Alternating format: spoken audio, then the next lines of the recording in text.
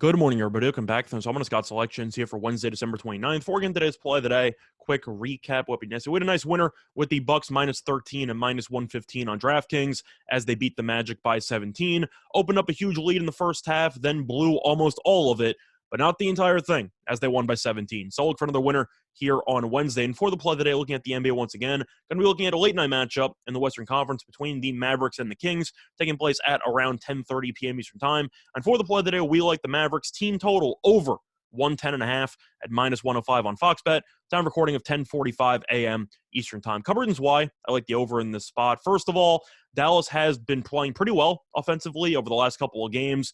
Dallas has scored at least 114 points in 3 of the last 4. Meanwhile, we know how bad Sacramento's defense has been the entire season, but it's been even, I'd say, equally as bad, if not worse, over the last couple of weeks. The Kings have allowed at least 111 points in 5 of their last 6 games. The Kings also rank 27th in defensive efficiency, and the Kings are allowing 114.3 points per game, which ranks 28th in the league. So I do think you'll see Dallas get a bunch of open looks, and I do think that after the 132-point performance against Portland in the last game, Dallas seems to have finally figured out a good offensive system without Luka in the lineup, and I do think that Dallas should fare pretty well in this spot. Plus, Sacramento is going to have to overcome some fatigue because they are playing a back-to-back. They ended up giving up 111 to Oklahoma City last night. They won the game anyway, but it was a very close game throughout, pretty up-tempo, and I do think that the defensive rotations, if not energy, will be pretty non-existent in the second half of this game, which should allow Dallas to have a pretty solid scoring second half. But either way,